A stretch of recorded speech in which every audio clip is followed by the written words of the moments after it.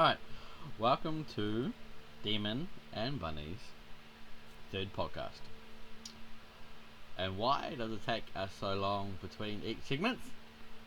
I don't know. Because this one's a pain in the ass and procrastinates and has undiagnosed ADHD, who keeps putting it off and putting it off and putting it off and putting it off and putting it off, putting it off, putting it off, putting it off. And also the fact that we actually had to hook up a decent speaker so we could hear it.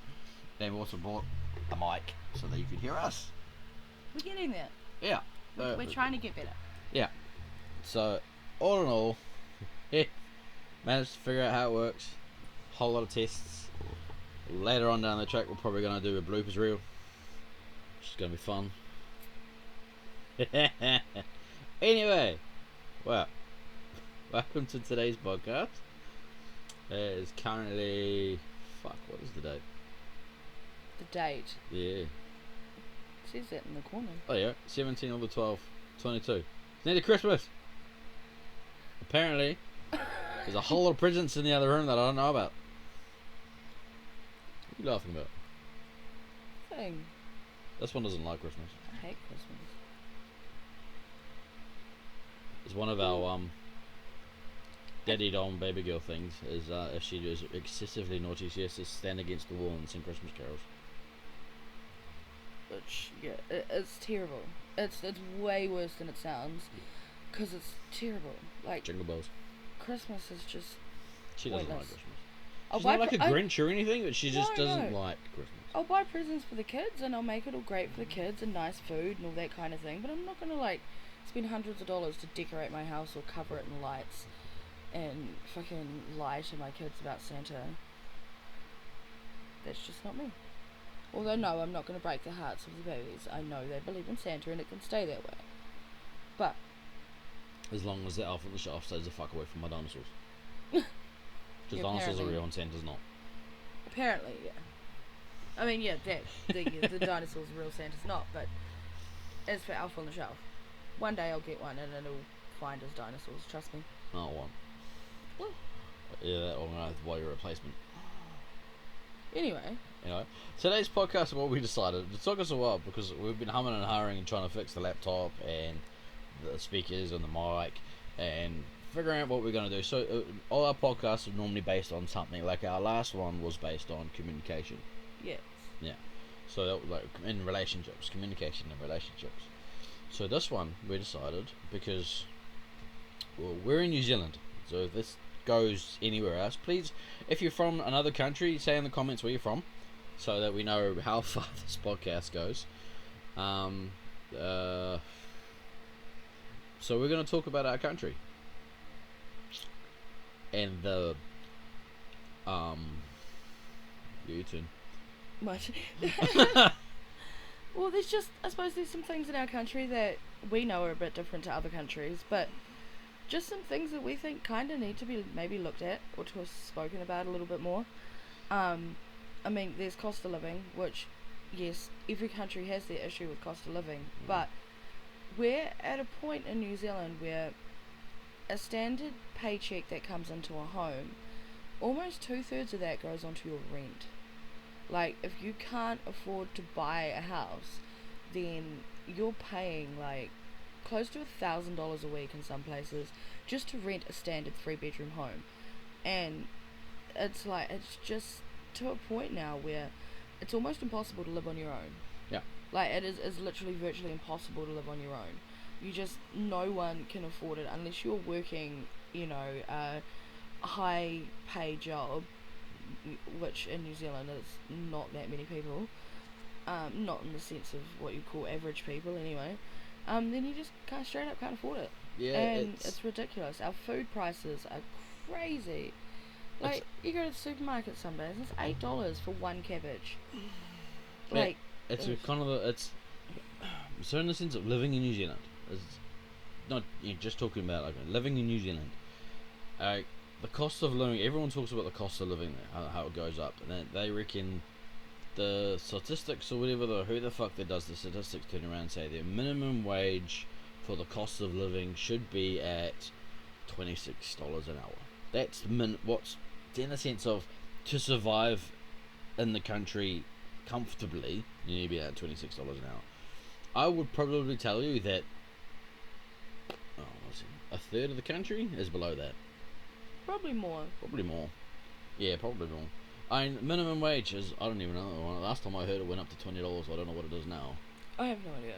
But it's still not enough for people to be able to survive. Because, like, what people don't realise is once you get a job, that's great. Yeah, you're earning that little bit of extra money compared to what it would be if you were on benefit, which, for if anyone from anywhere else is watching this, that's like a government pay that you get for if you can't work, or unemployment benefit type thing.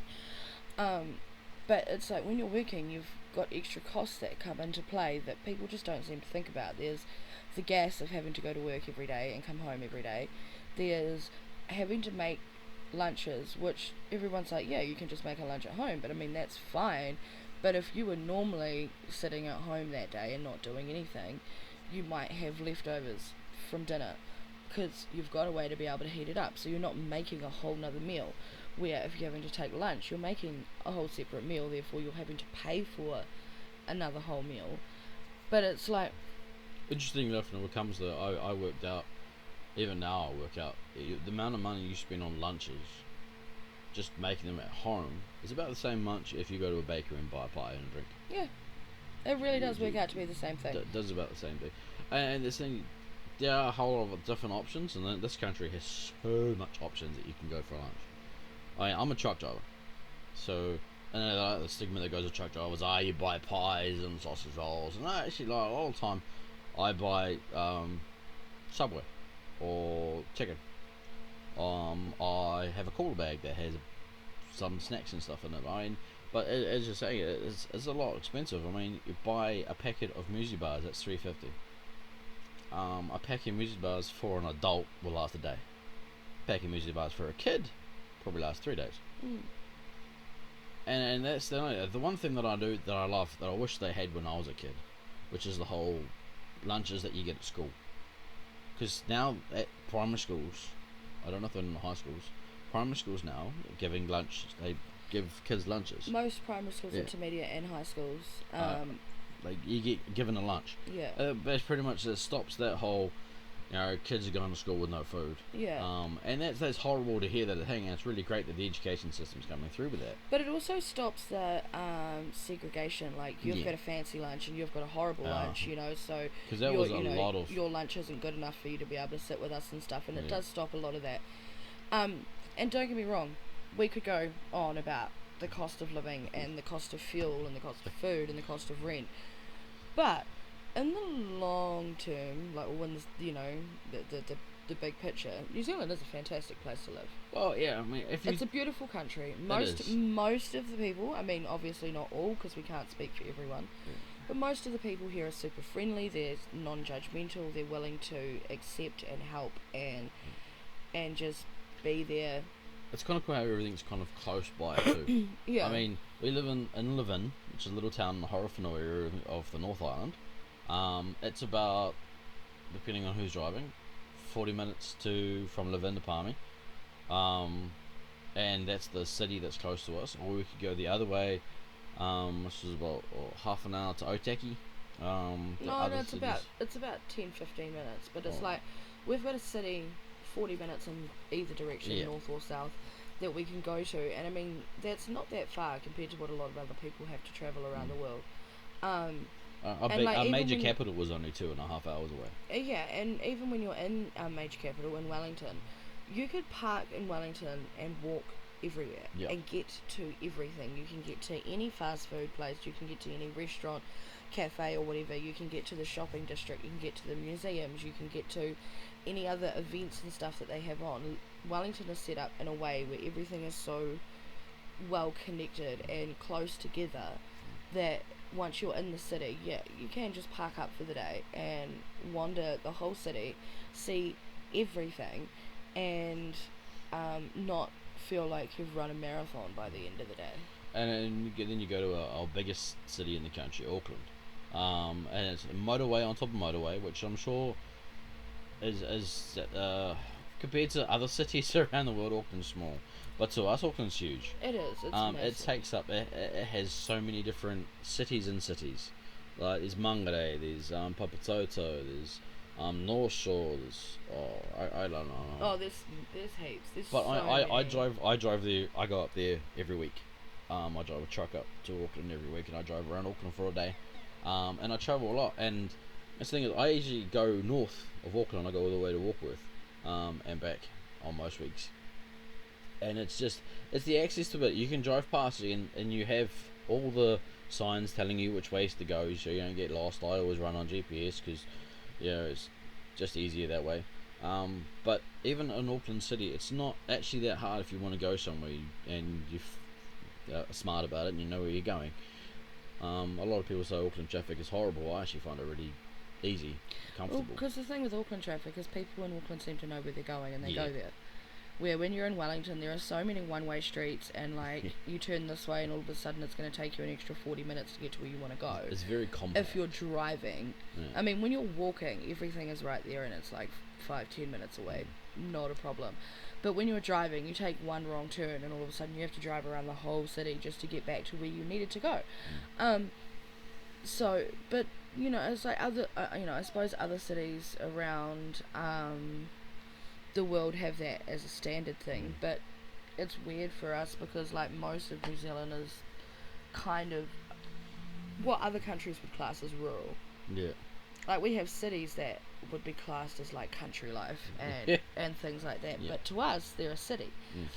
Palmerston North is the city that I grew up in. It's in the 90s it was labelled as student city because they had Massey University, which was the biggest thing there. We have the Manitou River on the side, which isn't really a big thing, but it's a river that's on the side.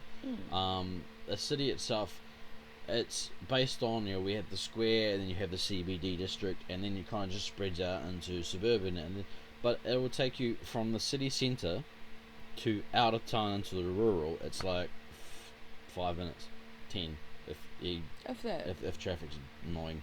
And it's kind of what I like about Levin. Like, technically we're not a city. We're not viral fit, in the sense of body counts. But in Levin, it's like you can drive. You stand in the centre of Levin or park in the centre of Levin, and within 20 minutes you could hit 5 different beaches, 2 different rivers, the lake, which yes needs work, but still it's there. At least a dozen playgrounds for kids. There's just stuff everywhere, and there's so many towns in New Zealand that are exactly the same, that are just like that, and everything is just quite accessible and easy to get to, and which is great. Like, I do love that about it's the diverseness of the where you want to go in New Zealand kind of is what you are really. I mean, I was born in Auckland. I lived in Palmerston North all my life, and now I live in Levin. I lived in a little place called Dannywork for a bit, and that's the thing is with Palmy, you've got like not even 5 minutes out of town you got Ashurst, you got 10 minutes out of 15 minutes out of town you got Fielding, you go down north, down south, heading toward Wellington, you got Levin and Foxton, and then we also have the other island, South Island. Because New Zealand's made up of 2 islands. There's the North Island and the South Island. And things down south are a little bit further away. Things are a little bit more spread out. Landmass wise, there's more land in the South Island than the North Island, and there's less people. There's more people in Auckland than there is in the entire South Island. But it's a place that I'm looking forward to being able to explore. I've gotten to 30 some years old and have only been as far as Picton, which is one of the northernmost tips of the South Island. As far as I've gone as well, and you meet people from the South Island that have come from the South, and they actually, it's kind of weird. It's like, say, someone from Texas goes to New York, or someone from Scotland goes to England. Well, it's probably not a good one. But different areas of some countries you go to, and it's completely, you can different accents. It's actually the same with the North and South Island. It's a very subtle difference, Yeah. but there is a difference in the accent between the North and the South. People in the North Island speak a lot faster. We always seem to be like we're in a hurry to get out what we're trying to say. In the South Island, they're just They're very rural. Yeah, Like, yeah. They're just a lot more laid back, you Yeah. know, like they're not in so much of a hurry to say what they need to say. And they do say the R's a little bit differently to what we do up here. We say world, they tend to say world. They just pronounce it slightly differently to others. But Yeah. there is technically two accents in New Zealand. There is also technically two time zones, which most people don't know. We have a little town or little city called Gisborne that sticks out on the west coast, and that's technically its own time zone. I did not know that. Yeah, time zone line goes through and actually cuts Gisborne off the Oh, I North thought it Island. was the other side of the. No, Yeah. but it's not. They don't really register it. It's only like I think 3 or 4 minutes technically different. Mm. But we've got a lot of unique things here. Our weather, you know. Yeah. Like We can go from top of the country to the bottom of the country, and you've gone through 4 seasons. But you could have that in one day in one town. Like, Yeah. it'd be stinking hot in the morning, you know, sun beaming, and then you've got thunderstorms around lunchtime, and then it's like a cool spring afternoon, you know, and it's just, it's just a bit weird. But it's great because it's like you never get bored. You've always got to be on your You toes as to never what know the what the day weather's is going going to to do. give you at all. I mean, you can Yeah. listen to the weather and follow the forecast. Sometimes they get it right. Sometimes the weather does its own damn thing. It does, yeah. Growing up in Palmy, we used to have guess who's on the weather at primary school. It was cloudy in the morning, so it looked like it was going to rain.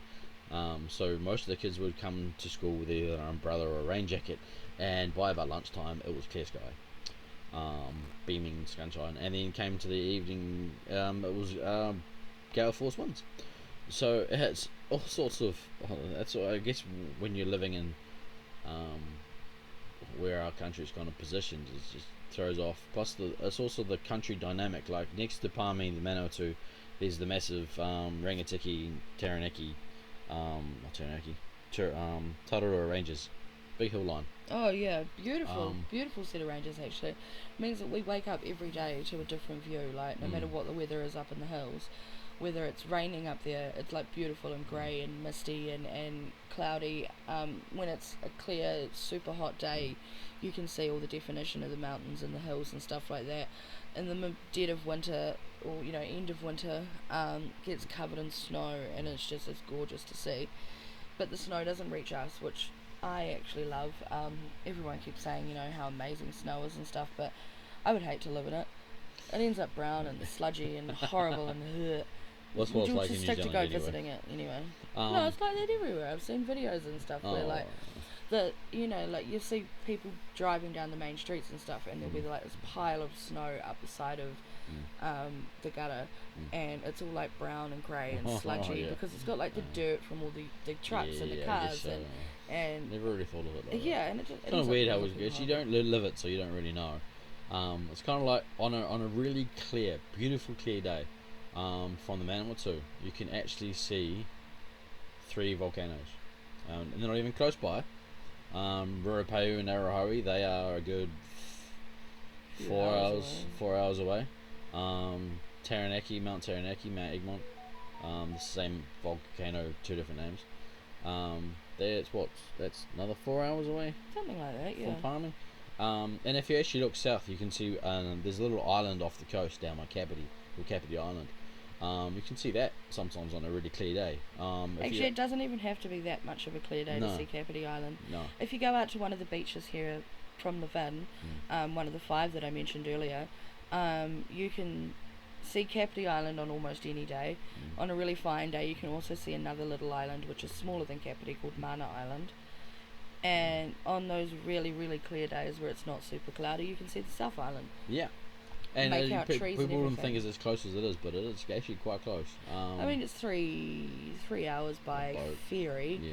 but I mean, you can fly from Wellington to Picton in probably like Half an hour. 15 minutes. Yeah. It's like a 45. I flew from Auckland, Wellington to Auckland. That's a 45-minute flight. It's like up and down. Yeah, What we did is just follow the coast. I went from Napier to Wellington Mm. and back, and they were both 40-minute flights. Mm. Yeah. So it's quite a small little country, and yeah, people just fly or drive. A lot of people drive. But you can also do things in New Zealand, like you could start your day out hunting. Mm. Start your day out hunting, and then lunchtime go to the beach, catch some sun, all of that kind of thing, and then evening you could be out skiing in the snow, like it's just everything is that accessible and that close. Yep. Yeah, no, it's you can enjoy a really good sunset on one side of the country, sunrise on the other side of the country. It's just the way the country is. The people themselves. Oh, we brought this up. How friendly they are, and you travel around, and a lot of people they'll say hi to you, and a lot of people ask you for help. It's interesting the way the culture is bases. These, so these the Māori, which are the main. What do you call it? Let's not go there. Yeah. We have Māori people. Yeah, we have Pacific which is like a Pacific island culture. Pacific Island culture. A lot of people call New Zealand capital of the Pacific because we are technically the biggest island nation in the world. Yeah. But still not very big. And so we have Māori and what white man, I suppose you could say. Pākehā. No. Hate that word. She hates But it. anyway. But then the amount of visitors, well, not just visitors, but people that we have that move to the country. So we have other cultures, we go from everywhere, and it's amazing. Like, I love to people watch in Wellington in particular, our capital city. There's a few restaurants and bars and fast food places where they've got seats sitting at the windows, and you can just sit and look out at the crowds of people walking up the main streets and stuff. The diversity of the amount of different people, the different cultures, the different interests, the different colours that everyone wears, the different styles that everybody has, and it's just how well they're all mingled as well. Like, you don't so much have a group of this type of people and a group of this type of people and a group of this type of people. It's like that group's got 15 different types of people all in one, and it's really great. We are in general a really accepting nation, and I love that. Yeah. Of course that does come with a few flaws. Everyone would. I wouldn't say that we necessarily have some of the problems that other cultures have, other countries have with race and no, the problems that we have. But everything's got something different going on. You got the Māori with the Treaty of Waitangi, and you got the ever so influxing version of Indians and Chinese, Muslims, and the Pacific Islanders that come. And that's the part that's I'm quite an open-minded person. So when it comes to, I love the island way of life. The island Samoans, Tongans, Fijians, the way that they are as a family, as a people. Actually quite a beautiful way that they're very family orientated. They look after their elderly. Everyone looks after the kids, and they're just so close. You do big family things, and when they do family things, they do family things. Oh yeah. There's not just 5 they don't or 6. half-heart anything. There's like 20, 30 whole people, and there's a lot of the time the guys are doing the cooking, and it's really great when you come to the arguments that you have over how you want to cook something with guys. Is actually entertaining when it comes to that. That's the thing, is I have so many guys that I know of that they're the type of go to work, come home, and deal with their day. They don't want to do anything. They don't want to do housework. They don't want to cook. Things don't go the way. They yell at everybody in the house. It's just, for me, it's I go to work, and I find my wages is helping keep food in the cupboards, and the electricity bill paid, and the rent covered, or clothes on people's backs. So when I come home, I want to help out around the house. I'll do the washing, I'll do the dishes, I'll muck around with the kids. And that was the great thing about it, is I love you come home and you leave work at the door. Someone asks you. Your partner always asks. She always asks me how my day was. And I do kind of like a download on how my day was, which is always entertaining, in a sense. So that's what I mean by the diversity of it. You look around at other cultures and see what other people do and how they, you just sometimes you like to think of how they imagine when they go home. I do that a lot. Yeah. What things are like for other people. Mm. We've totally gone way off what our original planned topic was supposed to be. What was it? I did ask my child what a topic could be because we just couldn't think of anything. And I was living in New Zealand. So they gave us the option. I mean, we have been talking about living in New Zealand, But you know, so we have a if you do have any ideas or things that you just want to hear someone discuss, or questions that you might want someone else's opinion on, or something, please feel free to comment and let us know, because I have no imagination whatsoever. So I have no idea what to talk about. So I do. There's one I do really want to have a good conversation about. She doesn't want. She does. Well, I do. It's going to be a big video. He wants to talk about religion, and religion is a big subject, and especially in our household, because our household is such a mix. We have an atheist, we have a spiritualist, we have two spiritualists, we have one who is completely non-religious, non-atheist, nothing, just no friggin' idea. No interest whatsoever, and we have Mr. Mormon. So the fact that we have all of that in a household that's living with a polyamorous relationship as a start. It's a blended family. There's a lot of things that happen in our household that would probably go against a lot of that, and there's nothing wrong with that. You know, everyone has their thing, but that's just going to be a huge video and a big topic. Well, it's kind of like what we wrote down on this unnecessary conspiracy theories. My weird brain needs to be ready for that topic. It will be ready for that, and I'll build it up to it. Oh, it's kind of like, because we wrote down on here of the different things that are going through New Zealand, living in New Zealand, and I wrote down unnecessary conspiracy theories, because, you know, everyone has conspiracy. I don't actually know why I wrote that down, but I think that would be a good topic one day. Probably would be. Just like conspiracy theories and how they are full of shit. Well, yeah. I find some of them quite interesting in the entertainment side of things. Like, I don't believe in any of the conspiracy theories. Don't start thinking I do, because I really don't. But I know a lot of people that are huge into them, and just sitting back and listening to the way they talk and some of the things that they believe, it's like, oh my god. I end up with a sore tongue. Just like bite it. Yeah, you bite it a lot, yeah. But the drama and everything, it's great. It's fantastic. So I'd say we talked about pretty much anything else.